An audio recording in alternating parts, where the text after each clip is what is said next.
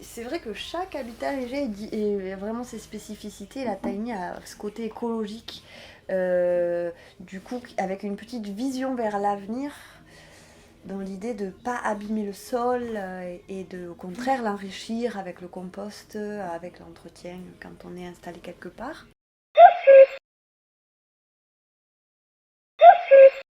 La tiny, ça faisait déjà quelques années que je l'avais vue sur un reportage sur internet. Je me dis, ça pourrait être intéressant de se libérer du poids financier pour pouvoir être plus libre de choisir les activités, que ça soit être bénévole réellement dans une association, faire un métier artistique qui rapporte peu mais qui nourrit plein de besoins essentiels, parce qu'au final, quand on a une tiny house, on n'a plus une exigence financière énorme. En fait, on achète une bouteille de gaz, et puis après à manger, et souvent on se débrouille avec les fermes du coin parce qu'on est ancré dans la terre. Et c'est une liberté. J'ai un mode de vie assez minimaliste et sobre. Et j'aime aussi l'idée d'avoir finalement assez peu d'objets. Et même dans la conception de la maison, l'avantage c'est qu'on l'a fait vraiment sur mesure, comme il nous plaît, avec les contraintes juste de largeur et de poids. Ça faisait un peu plus d'1 an qu'on réfléchissait à acheter une maison, à faire construire ou acheter un appartement, enfin investir dans l'immobilier en fait. Et on ne trouvait pas notre bonheur, enfin on se disait, à un moment donné on a hésité à acheter un terrain pour faire construire une maison avec des mensualités à plus de 1 000 € par mois. Et on se disait, juste avant de passer chez le notaire, on s'est dit, non, c'est pas pour nous, quoi. On va pas passer toute notre vie à bosser, à trimer, à avoir peur de perdre notre emploi un jour, et au final, même pas savoir si l'immobilier va chuter à un moment donné ou à un autre, en fait.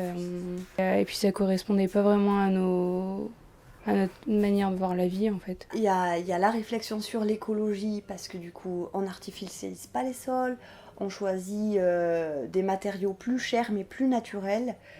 Et en fait, on composte nos toilettes sèches, on mélange mes petites poulettes qui me font des œufs, qui me mangent mes déchets alimentaires. Enfin, il y a vraiment du sens sur tout. En fait, c'est une sorte de cercle ascendant, quoi.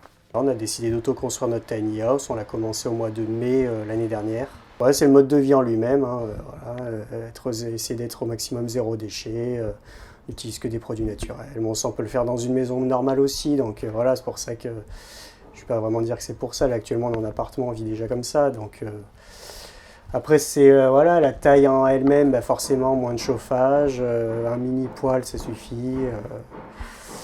Voilà, et tout ce qui va autour. On passe pas par les banques, parce j'avais déjà fait cette démarche de choisir la banque la plus éthique possible, parce que je voulais pas participer à des spéculations bourse et des choses qui étaient trop abstraites et qui me correspondaient pas non plus. Donc là, super, petite maison, pas de crédit. Il y en a on peut faire un petit crédit, mais ça reste toujours petit. La tiny, c'était un peu le projet idéal aussi, parce que ça permet d'avoir une maison qui est assez confortable sans devoir forcément emprunter de l'argent à une banque. Enfin non, sauf que nous, en premier lieu, on est un peu anti-crédit quand même. On n'avait pas envie de se mettre un boulet de 25 ans à se traîner, et à devoir rembourser tous les mois.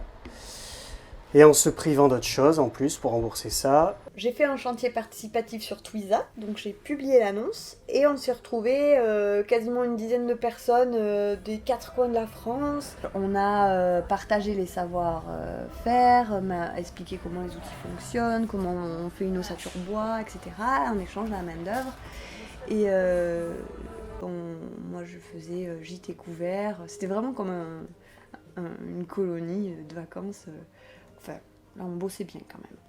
Moi je me sentais pas en tant que femme seule de fabriquer toute l'ossature, surtout que c'est pas du tout mon métier. Et en plus de faire ça en chantier participatif. Donc là pendant 3 semaines, pour tout le début du chantier, on est 11, dont les 3 charpentiers professionnels. Il y a 6, 7 voire 8 bénévoles qui viennent tous les jours pendant 3 semaines. Et on va construire la maison ensemble. Et surtout, je vis une belle aventure humaine, quoi, dans laquelle je peux impliquer mes amis ou des gens qui sont intéressés pour vivre en tiny et qui veulent voir comment ça se passe. Des gens commencent à m'écrire sur ma page Facebook, qui à l'époque était pour moi un journal de chantier que je comptais imprimer. J'ai cliqué sur public en me disant « Oh, j'ai rien à cacher, de toute façon, ça peut inspirer, ça peut aider. » J'ai mis public. Et alors là, en fait, on a créé, je savais pas, mais c'est ce qui a créé Tinyland. D'accord. Donc les gens pouvaient me trouver sur internet, pouvaient m'envoyer des petits messages. Est-ce qu'on peut venir voir? Est-ce que vous recevez des visites? Est-ce que je peux venir une journée vous aider pour regarder, pour vous aider? Et donc petit à petit, on s'est retrouvés à une tiny, 2 tiny, 3 tiny, 4 tiny. Et maintenant, on est à la 11e tiny qui s'installe. C'est pour ça d'ailleurs que j'ai édité le livre du journal de chantier, pour pouvoir aussi avoir des images sur ces stands, pour pouvoir laisser feuilleter un peu les gens ce que c'est que autoconstruire, et puis ce partage-là et ce choix qui surprend le besoin d'avoir un statut. Parce que jusqu'à aujourd'hui, encore maintenant, les tiny houses sont reconnus comme des habitats secondaires, par exemple pour des locations de habitats insolites. Ce qui fait peur, c'est la législation, après pour avoir un terrain en fait, c'est toujours pareil. Ça vous fait peur? Ouais, est-ce qu'il n'y en a pas vraiment, enfin on peut pas vraiment être tranquille, à moins de soit que le maire soit sympa, ou soit d'acheter un terrain constructible, mais bon, quand on est anti-crédit et qu'on veut vivre là-dedans, c'est pas pour mettre 100 000 balles dans un terrain constructible, quoi, donc c'est pas cohérent. On peut s'installer 3 mois comme une caravane dans un jardin avec l'accord du propriétaire, mais au-delà, il faut une autorisation de stationnement. Et là, on nous connaît tellement peu que souvent les mairies comprennent pas que c'est un habitat principal, et donc du coup nous associent assez facilement avec des idées reçues, des mauvaises idées reçues. J'ai bien trouvé quelqu'un qui voudra de moi sur son terrain, ou un maire ouvert justement sur ce genre de nouveaux habitats. Ici, il y en a quelques-unes dans les villages alentours, et ça reste pour l'instant accepté.